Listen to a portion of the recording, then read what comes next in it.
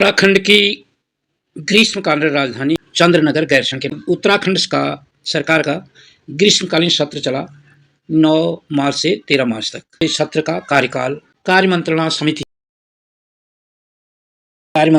ने सत्र का ड्यूरेशन बहुत कम किया। जिस दिन राज्यपाल का अभिभाषण हुआ उसी दिन बजट पेश कराया गया। 25 साल उत्तराखंड को बने हुए हो गए हैं और स्थायी राजधानी सरकार नहीं बना पाई, तो सत्र छोटा किया गया। बताया जा रहा है कि जो निचले कर्मचारी थे उनके जो व्यवस्था थी उसमें काफ़ी खामियां थी। यहाँ पर अपनी बातों को रखने के लिए प्रतिनिधियों को चुन के जनता भेजती है। अगर उनको अपनी बात रखने का ही मौका नहीं मिलेगा, समय ही नहीं मिलेगा, तो फिर ये जो प्रजातांत्रिक प्रक्रिया है उसका कोई मूल्य नहीं रह जाता। सत्र के दौरान भाजपा के जो विधायक थे उनकी रुचि नहीं देखी गई। विधानसभा अध्यक्ष रितु खंडूरी हैं, उन्होंने भी नाराजगी जाहिर की। पर संसदीय कार्य मंत्री उनियाल उन्होंने एक बात कही कि संगठन का कोई प्रोग्राम है ऑनलाइन, इसलिए नहीं आ पाए। जनता के प्रति, जनता के मुद्दों के प्रति, विधानसभा के प्रति, विधानसभा के कार्यक्रमों के प्रति कितनी जिम्मेदारी है और संगठन के कार्यक्रम के प्रति कितने लोग संवेदनशील हैं। संगठन का कार्य ज़्यादा बड़ा है वहाँ विधानसभा का, और सत्र का जिम्मेदारी ज़्यादा बड़ी नहीं है। संसदीय कार्य मंत्री हैं, उनके मुँह से निकला गैरा नथु खैरा प्रजातंत्र के मंदिर में बात बोली गई। बंदा वहाँ जो भी व्यक्ति वहाँ मौजूद है, अगर ये उनके लिए कहा गया तो वो जनता के प्रतिनिधि हैं और जनता ने उन्हें चुन के भेजा है। कोई ऐरा गैरा वहाँ नहीं गया है। अगर ये विधानसभा में बैठे लोगों के लिए नहीं थे, जनता के लिए थे, जो अगर वो जनता के लिए थे तो जब ऐरा गैरा नथु खैरा के वोट से चुने हुए लोग वहाँ गए हैं, प्रजातंत्र, इसमें ऐरा गैरा नथु गैरा कोई नहीं आने के लिए उसने अपने प्रतिनिधि चुन के भेजे हैं। बच्चों को कुपोषित की संख्या को लेकर एक बात आंकड़ा रखा। आंसर देते समय, उत्तर देते समय आवाज़ नहीं आ रही थी। जो संसदीय कार्य मंत्री है उनकी आवाज़ इतनी धीमी थी, तो उन्होंने उसको बोला क्या उस कुपोषण का प्रभाव आपको ही पड़ गया, तो इसके लिए फिर उन्होंने कुछ ऐसे लिहाज में इतना गुस्से और तमतमाते हुए उत्तर दिया कि आपका संगठन या आपकी पार्टी या आप कुपोषण के शिकार हो।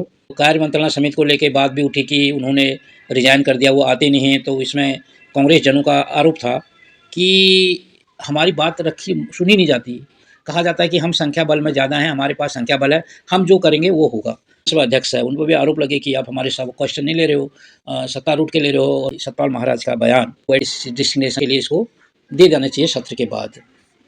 उस पर भी काफ़ी नोक-झोंक और टिप्पणी हुई। मैं जिस तरीके से सरकार की अभी तक रही हैं गैरसैंण के बारे में संबंध में भावना, और जिस तरीके से 13 तारीख के बाद गैरसैंण की हालात बदली हैं, तो वो जो सतपाल महाराज जी ने कहा, भले उन्होंने विधानसभा के लिए नहीं कहना चाहिए था, परंतु वो उनकी जो हालात है उसके हिसाब से उनके दिल से बात निकली। जनता है, उनके साथ छलावा किया गया है। जैसे वहाँ जाते हैं, जैसे किसी वेडिंग के लिए जाते हैं या किसी कॉर्पोरेट मीटिंग के लिए कोई जाता है और कुछ दिन के बाद मीटिंग खत्म की और अपना चले गए। गैरसैंण विधानसभा में विधानसभा सत्र बैठी, 5 दिन खत्म, लौट के आ गए।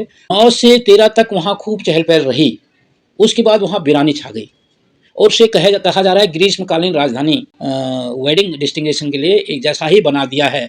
उसे भले ही साल में एक बार उत्तराखंड सरकार यूज कर रही है विधानसभा सत्र चलाने के लिए, परंतु हालात वही है कि विधानसभा सत्र खत्म तो टेंट उखड़ गया, वहाँ वीरानी छा गई। 25 साल हो गए उत्तराखंड बने हुए, फिर भी उत्तराखंड जो स्थिति है इतनी कमज़ोर है। तो कई विभागों की जिम्मेदारी एक ही व्यक्ति के पास है। के नेता प्रतिपक्ष यशपाल आर्या का भी एक वो था कि मुख्यमंत्री के पास करीब 40 विभागों की जिम्मेदारी है। अब उससे समझा जा सकता है कि कार्य की गुणवत्ता कितनी होगी। अब ठीक है, मंत्री ने के पास जिम्मेदारी है, काम तो अधिकारियों ने करना है। जो अधिकारी हैं उनके पास, एक ही अधिकारी के पास ये सारी जिम्मेदारी हैं, उसका आधिपत्य हो जाता है सारे क्षेत्रों में, उसे कोई रोकने और टोकने वाला नहीं होता है। नहीं तो क्या, जब रिसोर्सिंग नहीं कर पाएगा कोई, तो प्रोडक्शन वाला कहेगा मेरे रॉ मटेरियल खत्म है, ये चीज़ नहीं है, मैन पावर चाहिए हमें, तो उसका प्रेशर रिसोर्सिंग वाले के पास पड़ेगा, वो करेगा। उसके बाद जब प्रोडक्शन वाले की क्वालिटी गिरेगी, क्वालिटी वाले कहेगा क्वालिटी में वो है डिफेक्ट है, तो प्रोडक्शन वाला ध्यान देगा, उससे काम करेगा, क्योंकि उसको पता है क्वालिटी वाला वो करेगा। और दूसरे में प्रोडक्शन में अगर कोई डिले हो रहा है, कुछ हो रहा है, उधर भी उसको प्रेशर आएगा। क्वालिटी वाले के ऊपर मार्केटिंग वालों का प्रेशर होगा कि भाई तुम्हारी सही क्वालिटी चेक नहीं हो रही है, मार्केट में माल की दिक्कत आ रही है। और उसके बाद अगर बाज़ार में माल नहीं पहुंचेगा, तो ये सारी चीज़ें सप्लाई चेन के ऊपर सबका प्रेशर होगा कि सारी चीज़ें समय पर भी नहीं पहुंच रही हैं। तो ये तब होता है जब अलग अलग के पास जिम्मेदारी होती है। उत्तराखंड में यही स्थिति है। अगर बात करें उत्तराखंड में, हर जो विकास खंड थे उनको तहसील बना दिया गया और कई विकास खंडों में कई तहसील बना दी गई। और हालात ये हैं कि एसडीएम जितने पहले थे उतने ही हैं या कुछ एकाध बढ़ गए होंगे, यानी एक एसडीएम के पास कई तहसीलों की जिम्मेदारी है, एक तहसीलदार के पास कई तहसीलों की जिम्मेदारी है। जनता जब पहुंचती है पता चलता है वो आज यहाँ बैठे नहीं हैं। उसके बाद जो कार्यक्रम चलते हैं, मंत्री आते हैं, बड़े अधिकारी आते हैं, वो उसमें बिजी हो जाते हैं।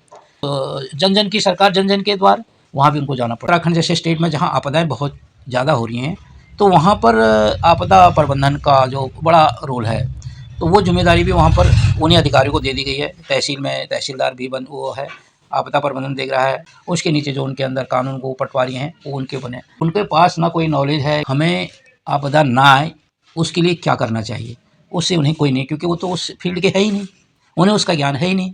उसके बाद ड्यूरिंग जो वो होती है आपदा, उसके लिए वहाँ रेस्क्यू टीम है, जहाँ जितनी हैं वो जाते हैं, अपने या राहत देनी है, पुनर्वास करना है, जो हुआ है उसमें भी बरसों लग जाते हैं।